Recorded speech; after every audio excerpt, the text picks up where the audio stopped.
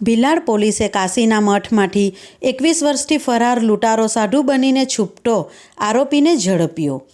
આરોપીએ 21 વર્ષ પહેલાં 2004માં રિવોલ્વર સાથે લૂંટ કરી હતી। વલસાડ જિલ્લા પોલીસ અધિક્ષક ડૉક્ટર કરણરાજ વાઘેલાની સૂચના અનુસાર નાસ્તા ફરતા વોન્ટેડ આરોપીઓને પકડવાની કામગીરી ચાલી રહી હતી। 21 વર્ષથી નાસ્તા ફરતા અને સાઢુનો વેશ ધારણ કરીને નામ બદલીને રહેતા વોન્ટેડ આરોપીને ઉત્તર પ્રદેશના વારાણસી ખાતેથી ઝડપી પાડવામાં આવ્યો છે। મળેલી બાતમીના આધારે ઉમરગામના ભીલાડ પોલીસ સ્ટેશનના 2004ના ગુના સંબંધિત આરોપી ધાડ લૂંટ અને આર્મ્સ એક્ટના કેસમાં સંડોવાયેલો હતો અને છેલ્લા 21 વર્ષથી ફરાર હતો। આરોપી આનંદ શિવપૂજન તિવારી, જે હવે પોતાનું નામ બદલીને શ્રી 108 સ્વામી અનંતદેવ તરીકે ઓળખાવતો હતો અને વારાણસીના ચોસ્ઠી મઠ ઘાટની બાજુમાં કાશી બનારસમાં રહેતો હતો, તે સાધુનો વેશ ધારણ કરીને પોલીસથી બચવાનો પ્રયાસ કરી રહ્યો હતો। પોલીસે આ માહિતીના આધારે એક ટીમને તાત્કાલિક ઉત્તર પ્રદેશ વારાણસી મોકલી। પોલીસ કર્મચારીઓએ સાધુ અને ફેરિયાઓનો વેશ ધારણ કરીને તપાસ હાથ ધરી અને આરોપીને શોધી કાઢ્યો।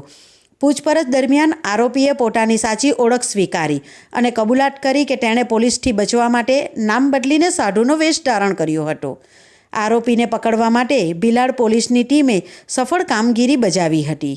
આ ઓપરેશન વલસાડ જિલ્લા પોલીસની નાસ્તા ફરતા આરોપીઓને પકડવાની પ્રતિબદ્ધતા દર્શાવે છે અને લાંબા સમયથી ફરાર આરોપીઓને પણ કાયદાના હાથે પકડવામાં આવશે એવો સ્પષ્ટ સંદેશ આપે છે। આજથી 21 વર્ષ પહેલાં જ્યારે ભીલાડ ઉમરગામ પોલીસના વિસ્તારમાં આવતું હતું ત્યારે 2004ની અંદર 64/2004 એક આર્મ્સ એક્ટ વિથ ધાડનો ગુનો દાખલ કરવામાં આવ્યો હતો, જેમાં 4થી વધુ આરોપીઓ સંડોવાયેલા હતા। આ ગુનાના કામે છેલ્લા ઘણા સમયથી અલગ અલગ 4થી વધુ આરોપીઓ નાસ્તા ફરતા હતા। આ આરોપીઓ જે છે 4, એમાંથી 2 આરોપીને આજથી 3 મહિના પહેલાં એસઓજી પોલીસને પકડી પાડવામાં સફળતા મળી હતી અને ભીલાડના પીએસઆઈ રોહિત ડોડિયા એમણે જે જૂના જે 2 આરોપી પકડાયેલા હતા એમની પૂછપરછમાં જે અન્ય નાસ્તો ફરતો આરોપી જે આનંદ તિવારી છે એના બાબતે પાક્કી હકીકત મળેલી હતી અને એ હકીકતના આધારે ટેકનિકલ ઇન્ટેલિજન્સ અને હ્યુમન ઇન્ટેલિજન્સ ડેવલપ કરતાં આ આનંદ તિવારી નામનો માણસ છે એ બનારસ, કાશી બનારસ ખાતે શ્રી 108 સ્વામી અનંતદેવના નામથી એક આશ્રમ ચલાવીને ત્યાં રહેતો હોવાની ચોક્કસ હકીકત મળી હતી।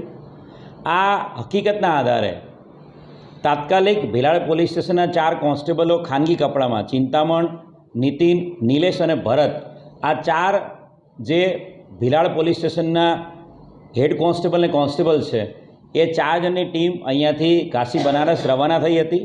સતત 3થી 4 દિવસ સુધી એ લોકોએ ત્યાંના વિસ્તારના કાશી બનારસના લોકોની જેમ ત્યાં જે દર્શન કરવા અને ત્યાં જે લોકો આવે છે એમની જેમ ગમછા પહેરીને સાદા કપડામાં, સાદા ચપ્પલમાં દાઢી વધારીને એ લોકો 3-4 દિવસ ત્યાં રોકાયા હતા અને આ સ્વામી અનંતદેવ છે જે ઉર્ફે જે ઓરિજિનલ આનંદ તિવારી એ આરોપી છે એની વિસ્તારમાં વોચ રાખી હતી અને ચોક્કસ હકીકત આધારે એ આરોપી જે છે આનંદ તિવારી એને પકડી પાડવામાં ખૂબ મોટી સફળતા મળી છે।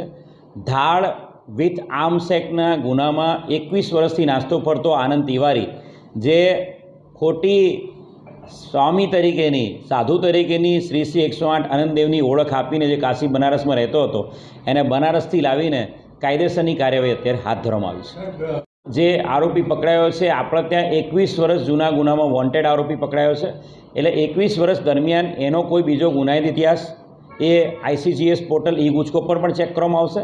સાથે સાથે આ વ્યક્તિ જે છે આનંદ તિવારી એ કાશી બનારસમાં કેટલા ટાઈમથી સેટલ છે અને ઉત્તર પ્રદેશમાં એના કોઈ ગુનાઓ છે કે નહીં એ બાબતે ઉત્તર પ્રદેશ પોલીસ સાથે લેખિતમાં કોરસ્પોન્ડન્સ કરીને વિગતો માંગવામાં આવી રહી છે। સર, જે તે વખતે એણે સંઘર્ષ કરેલો પકડાયો ત્યારે?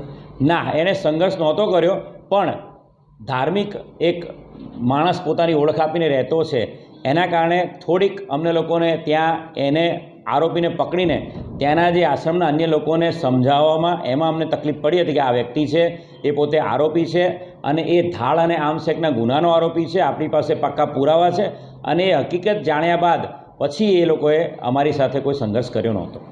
જ્યારે પકડાયો ત્યારે એ સાધુ વેશમાં જ હતો અને અમને જે હકીકત મળી એ પ્રમાણે કુંભ મેળામાં પણ છેલ્લા 2 મહિનાથી એ સ્વામી તરીકે, સાધુ તરીકે ત્યાં એની હાજરી હતી અને ત્યાંથી એ પોતાના આશ્રમ પર જ્યારે ગયો ત્યારે અમે ચોક્કસ હકીકતના આધારે એને ઉપાડી લીધો છે.